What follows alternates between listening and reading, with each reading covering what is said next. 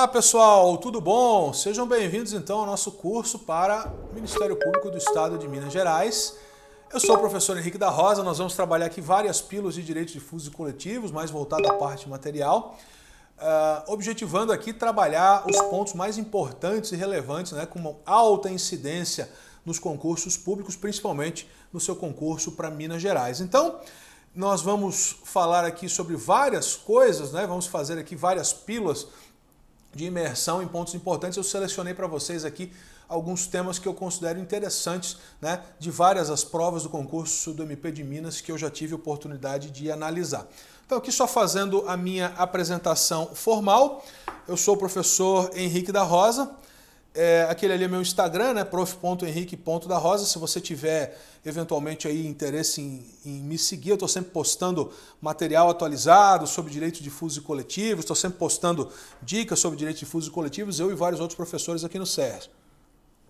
Nós vamos falar de material coletivo, de direito material coletivo, na verdade, né, e tudo aquilo que nós vamos falar, que eu procurei selecionar para vocês, é fruto, na verdade, né, de um estudo de incidência sobre as questões na prova de concurso. E aqui atrás é o nosso fundo, né, do SERS, Direitos Difusos e Coletivos, está aqui o logo, aqui o logo, né?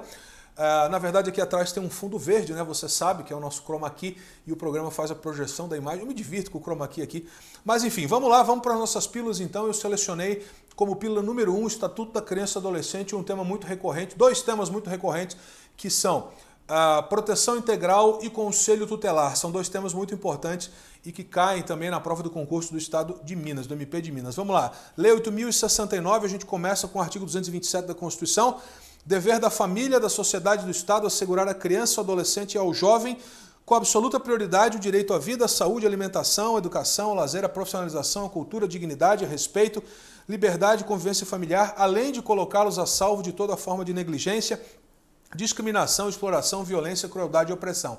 Qual é a primeira pegadinha que tem aqui em relação à lei ao artigo 227 da Constituição? Agora estou aqui embaixo, tá? Estou apontando aqui para cima, não estou fazendo aquelas dancinhas de aplicativo, mas estou apontando aqui para a matéria aqui em cima. Bom, é em relação ali àquela pegadinha possível de acontecer, dever da família assegurar à criança, ao adolescente e ao jovem. O jovem também entra no contexto ali da prioridade, da absoluta prioridade nos termos do artigo 227 da Constituição. Fica ligado, porque se retirar o jovem pode ter o contexto errado e tornar uma assertiva incorreta. Então, eu chamo a atenção para isso, levando em consideração que o idoso não tem a mesma proteção de natureza constitucional, somente a criança, o adolescente e o jovem, ok?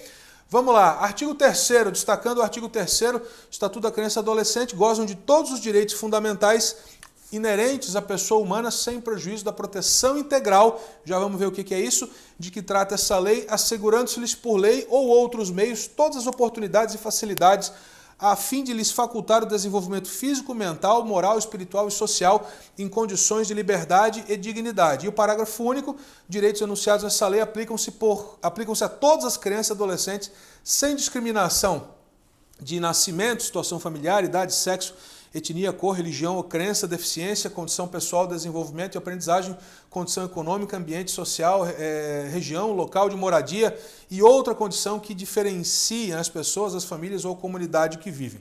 Na sequência, o artigo 4º, a questão da absoluta prioridade e também da proteção integral, comunga a ideia de que é dever da família, da comunidade, da sociedade em geral e do poder público assegurar com absoluta prioridade a efetivação desses direitos aqui referentes à saúde, alimentação, educação, ao esporte, ao lazer, à profissionalização, à cultura, à dignidade, ao respeito, à liberdade, à convivência familiar e comunitária. Por que é importante saber isso? Porque na sequência a gente vai ver como é que nós interpretamos o Estatuto da Criança e do Adolescente aqui nesse artigo 4º, tá? Então, essa doutrina da proteção integral, ela baseia-se nas premissas de que tanto as crianças como os adolescentes são titulares de direitos, sendo assegurada a prioridade em razão de sua condição de pessoa em desenvolvimento.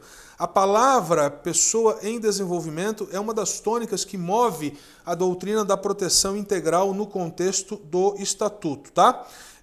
Então, a doutrina da proteção integral ela assegura que tanto o Estado como a sociedade devem empreender esforços no sentido de levar a efeito os direitos da criança e adolescente, sendo estes prevalente sobre todas as outras situações jurídicas. Os direitos mencionados pelo Estatuto da Criança e do Adolescente são interpretados em razão dos fins sociais a que se destinam, conforme aqui o artigo 6º da lei. Então, na interpretação dessa lei, levar-se-ão em conta os fins a que ela se dirige, as exigências do bem comum, os direitos e deveres individuais e coletivos e a condição peculiar de criança e do adolescente em pessoa em desenvolvimento. Então, esse artigo 6º, minhas amigas, meus amigos aqui do SERS, ele é a tônica da interpretação do ECA no contexto que você vai aplicá-lo. Então, fins sociais a que se dirige, exigências do bem comum. Então, nós temos ali necessidade de implementação e prioridade de políticas públicas específicas voltadas à criança e adolescente a fim de tornar os seus direitos uma realidade e, mais do que isso, interpretadas em decorrentes desse artigo 6º. Você vai fazer concurso para promotor, o artigo 6º vai te dizer como interpretar. Você vai fazer concurso para juiz, o artigo 6º vai te ditar a interpretação da sentença. Você vai fazer concurso para defensor, as suas peças enquanto defensor público vão levar em consideração aqui o artigo 6º do Estatuto da Criança e do Adolescente. Você quer ser delegado de polícia, a tua atuação no contexto da infância e juventude vai levar em consideração o artigo 6º do ECA. Tá certo? Então, muita atenção para esse artigo, que ele é absolutamente relevante no contexto do Estatuto da Criança e do Adolescente, já nessa pílula de número 1, tá? Outro ponto importante da sua prova de concurso, e que cai com frequência, é a questão do Conselho Tutelar.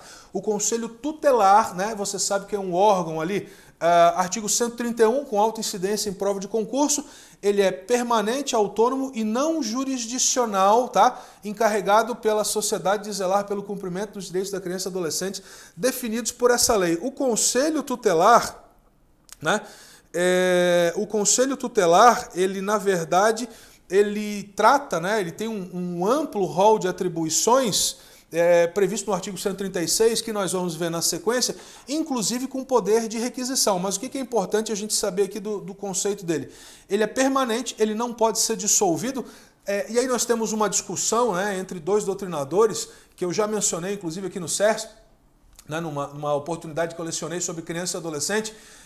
Tem doutrinador que entende que o Conselho Tutelar ele não pode ser dissolvido de forma alguma e outro que por lei foi criado, por lei ele pode ser dissolvido. Então temos essa dicotomia de pensamentos e no contexto protetivo da criança e do adolescente, a minha sugestão é que ali a permanência dele se dê a permanência mesmo em relação às defesas dos direitos da criança e adolescente, adotando a corrente mais restritiva de que ele não poderia ser dissolvido. Claro, não ser por outra ordem constitucional ou coisa do gênero, mas a permanência, a existência do Conselho Tutelar enquanto órgão permanente deve ser trabalhada para fins de concurso do Ministério Público, levando em conta a doutrina da proteção integral da forma mais rígida e restrita.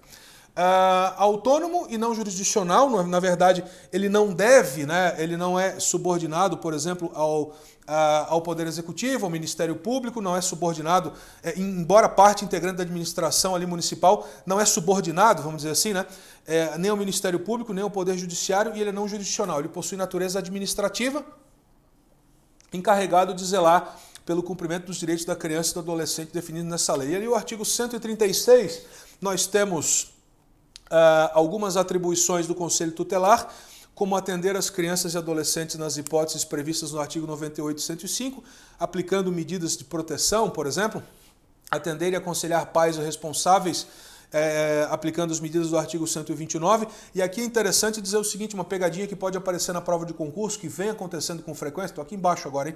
É que quando ali o artigo do ECA ele menciona aplicar as medidas do artigo tal, por exemplo, do artigo 101, do artigo 129, tem medidas que são restritas, por exemplo, à autoridade judiciária, mas o fato é que o examinador ele pode te lançar isso para te pedir o conhecimento de mais de um dispositivo legal na mesma questão.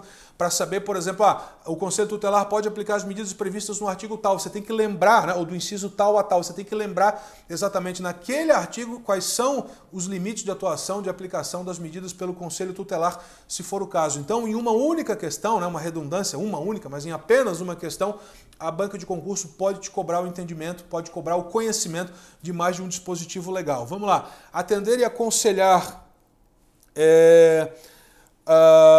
atender e aconselhar os pais ou responsável aplicando as medidas previstas no artigo 129, 1 a 7, promover a execução de suas decisões, podendo, para tanto, requisitar, Conselho Tutelar requisita nas áreas de saúde, educação, serviço social, previdência, trabalho e segurança, representar, ao Ministério Público para efeito das ações de perda ou suspensão do poder familiar após esgotadas as possibilidades de manutenção de criança ou do adolescente junto à família natural, e as decisões do Conselho Tutelar somente serão revistas, né, pela autoridade judiciária a pedido de quem tenha legítimo interesse, né? Então, justamente para preservar também a autonomia do Conselho Tutelar. Essa aqui é a nossa pílula de número 1 no seu curso preparatório aqui no SERS para promotor de justiça do Estado de Minas Gerais. Você vai encarar uma prova difícil.